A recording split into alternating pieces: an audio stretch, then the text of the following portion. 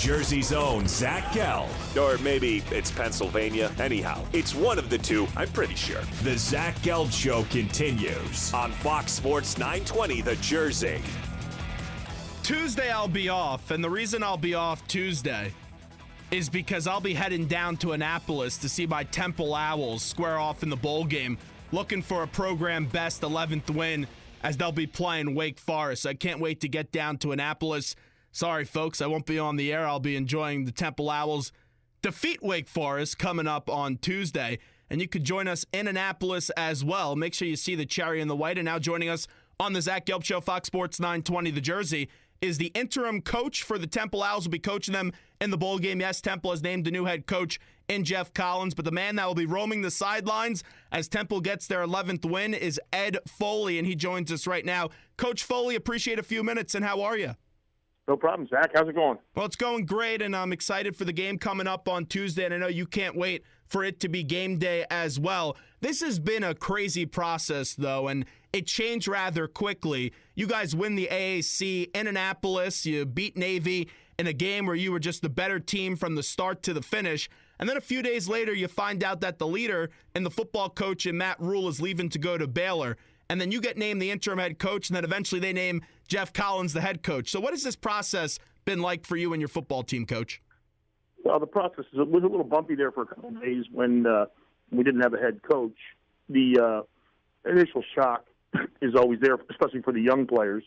But with each day, guys understand that that's part of the business and part of the process. So we just get better day by day as time goes on and put a couple practices together, and then the new head coach gets named, and then, the defensive staff is back in the office game planning and getting the team ready to play, and then all of a sudden we're clicking on all cylinders. We had a great practice today, and we're fired up to get down there and show the United States of America what Temple football is all about again.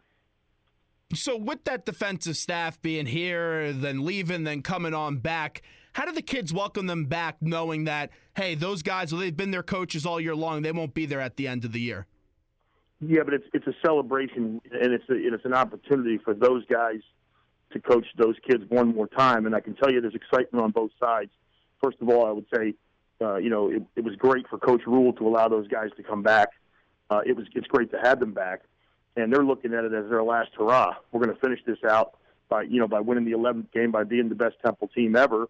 And practice was lively. I mean, the guys were great. It was kind of like they never left. So it was a really good. It's good for the kids, and I think it's good for the coaches. And we're going to make this thing into a 4 or 5 day celebration of the things that we did this year and finishing the job.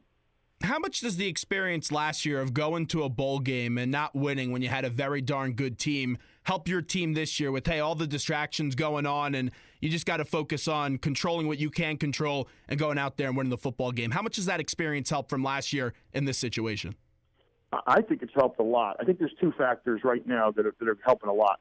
One, we didn't win the bowl game last year, and then two, we have the second thing is that we have the ability to win that 11th game. So I think those two things for our guys are real. Sometimes you have to motivate guys to practice in certain times. You have that period of time where you're kind of practicing, you're really not game planning for the bowl yet, and you're out there trying to get better, trying to get some young kids some work. It's not easy. You can lose focus there. You can lose focus when you get down to the bowl site the first night because everybody's thinking, oh, here we are, it's kind of a vacation or whatever. But the fact that we lost that game last year, I think, is going to bring the focus directly to why we lost, and then looking at how we're going to take care of business down there and make it into a true business trip and not so much have that vacation feel to it early. And I'm not that we did that in terms of what we tried to do or if the kids even knew what it was like going and doing that, but I think there's definitely a growth process with that. And then I think it means something to the kids to go out on a winning note, win the 11th game. I think that experience of losing that championship game helped us in the championship this year. So I hopefully the bowl experience will carry through the same way. As someone that just loves Temple like yourself, and you've been through a lot of coaches here, you've been a dinosaur at Temple, have been there for a long time, and really do bleed cherry and white. When you talk about what it would mean for your players to win that 11th game, what would it mean for you personally, knowing that everything you've been through with this university, you saw it through the end, and you saw that this team was able to get 11 wins and beat all the other teams in year past? Well, it's great for me. It's a thrill for me, but it's not about me. It's about the seniors, and it's about the players in this program experience success at what I think is the greatest university in the country. And I'm thrilled to be part of it, and to be leading the team out on the field is an unimaginable thrill for me personally. But at the end of the day, we got a lot of competitors here, and it's an opportunity for us to play and win a last game and be the best ever. And I think the competitive nature of the kids and being part of allowing that senior group and this football team to do that is what it's all about. I think it's really a family atmosphere here, and regardless of who's leading the program, that family atmosphere and that competitive spirit of the team is going to come through.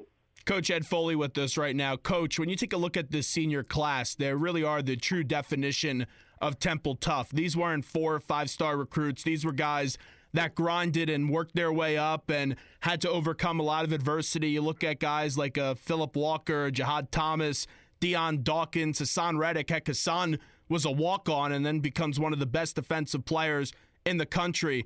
Yes, having those seniors on your team are so valuable, but just how about the message that it sends to some of the freshmen and sophomores, just being able to physically show them that if you come to Temple and work your tail off, you could accomplish X, Y, and Z? Well, we have 17 seniors, and every one of them really has a special story. And the great thing about that is you have a younger kid in the program that's going to be able to relate to something, whether it's a walk-on that's a younger player with the hope of earning a scholarship and being an all-league player, whether it's a young transfer fighting through an injury like Colin Thompson, whether it's a guy who was a wide receiver with Nate Hairston or a running back like Avery Williams when they were younger players and really weren't playing a lot and really weren't having a lot of success and then all of a sudden blossomed late in their career. I mean, there's a million stories to tell with these guys, all of them in a positive.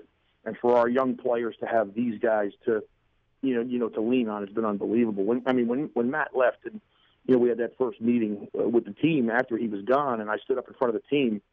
I said 3 or 4 words, and then basically Avery Williams took it from there. And then the other seniors stepped up, and we kind of made a pact together that we were just going to come together and do whatever it took to get this win. When you take a look at some of these senior players, the first two that stand out are the quarterback and running back and Walker and Jihad Thomas. And I know you've been made aware of this story.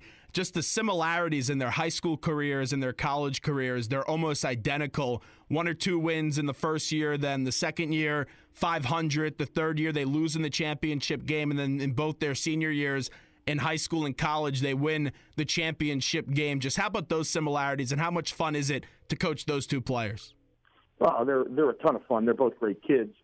And, P and I have talked about it numerous times in his career. And he, even after the loss last year in Houston, he was saying, Coach, this is just like, my high school. We're going to win it next year.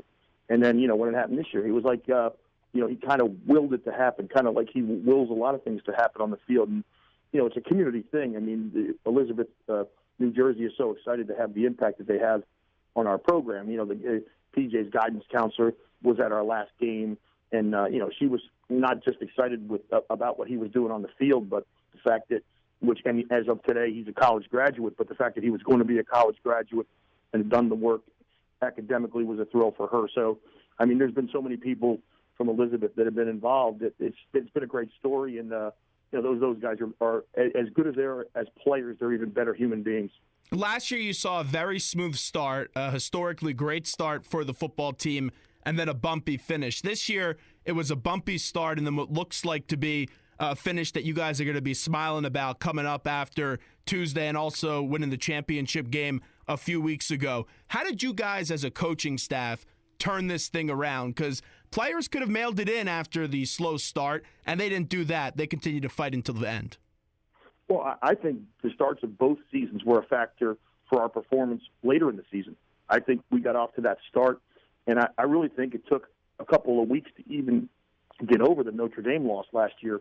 And I think we had that certain sense of, when we went down to South Florida, for example, like, we were the team that was 7-0 and did this against Notre Dame. And I don't know that we were ready for the dog days of the end of the season because we had so much success early. And I really think that was a factor later in the season. And just on the other side of it, this year, I think, getting beat, particularly the Memphis loss, but coming out of those losses to Army and Penn State and Memphis, I think toughened us up a little bit, gave us a couple of scars that we really needed going down the stretch, and we had to win those games. And then certainly in the championship game, I think the pain of that Houston game last year, was still there, so that we could learn from it and we could understand how hard you had to play and how hard you had to be down the finish. Those are things that really make you better and build the character of the team. On the way out with Ed Foley, who joins us right now, Temple will be playing in Annapolis against Wake Forest coming up on Tuesday for the bowl game. Coach Foley, when you take a look at Wake Forest, clearly you have a lot of familiarity with the confidant of yours and their head coach in Dave Clawson. Just what stands out to you about this Wake Forest team? Well, it fits Dave Clawson's personality. They're tough and they're competitive, and actually they're kind of like us in a way, in that they're very physical, they're big. They push people around, and Dave, I learned a ton from Dave, and, I worked for Dave, at Fordham as an offensive coordinator when he was the head coach, and, he was an offensive-minded guy, so to say, when we were there, but he was always very prideful of our toughness and our ability to run the football and our ability to stop the run, and that's what you're seeing there with that team. I mean, that's a very good football team, and they played a brutal schedule. I mean, they talk about scars from some losses. I mean, they were in some wars this year, and right down to the end with a lot of really good football teams. And they can stand toe to toe with anybody in the country, and that's like Dave.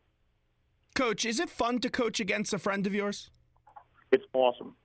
It's such a good feeling. I don't know if there's anybody that I'd rather coach against. Not that I would have ever even dreamed of selecting that, but it's going to be really good. I mean, he's a good friend, and the defensive line coach Dave Cohen and Mike Elko and I coached together at Hofstra and Fordham, so I've got some familiarity with some other guys on the staff. But it's going to be it's one of those things where it's like playing basketball in the street with your friends. Your friends, you're going to be able to hang out or whatever, or talk to them before and after the game. But when the game's going on, it's on, and we're going to do what we can to beat the pants off of each other. Coach, before we let you run, let's just talk about the new coach and Jeff Collins a bit. He was on this show last week. A lot of positive reviews from everyone talking about this Temple football hire of Jeff Collins. What have been your impressions of Jeff Collins so far? He's been great. I mean, he's been around a little bit. I haven't had a ton of real in-depth conversations with him, but he seems like a really good fit for Temple. High energy. I think he's tough. I think he's been out watching practice, and I think he likes that kind of toughness aspect of it. And I really believe that one of our edges here is not just how hard we practice. I think there's a lot of teams that work hard, but we try to be physical. We try to let the kids play football and practice. And I think just watching him and getting his reaction from watching us practice, I think he is going to be a really good fit. Like, he's watching it going, oh, man, I can't wait to coach here or coach guys like this that aren't afraid to knock each other around and then pat each other on the back. And I think the energy that we had in practice today, the energy that we had in practice on Saturday and Sunday, I think he's fired up. I think he's going to be a great fit. Just in a little bit that I know him personality-wise, he seems like a guy that the kids can really relate to. He's talked to everybody on the team. The team's reaction is really positive. And, I've been through a few of these coaching changes before, and he'll be the fourth head coach that I've seen come in here. And I think Pat Kraft hit it right on the head in terms of picking a great guy to lead this program. I know you said that Temple just fits you well and that you have no intentions of leaving.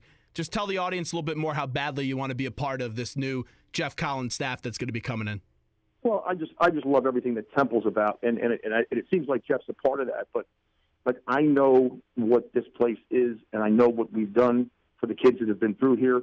And if you took any kid that's been in the program here, and just a number of kids that come back and watch us play, the number of kids that have reached out to me, and I think we're making a difference. But the running theme has always been like, what the school was built on. Russell Conwell built the school on finding diamonds in your backyard. Not necessarily you got to dig for them, and you got to find guys that got a little bit of mud on them, and they come together. I mean, if you looked at our locker room and you saw, Ramon DeLoach with his arm around Brendan McGowan and Tommy Bradway talking to Avery Ellis, and guys from all different backgrounds that all got here through different avenues, have all worked their tails off on the field and gone through all these battles together and have counted on each other. It's really special, and I'm not sure that it goes on in a lot of places. I think there's a lot of successful programs out there, but the bonds that these guys are making here, the growth and the development that goes on here is incredible.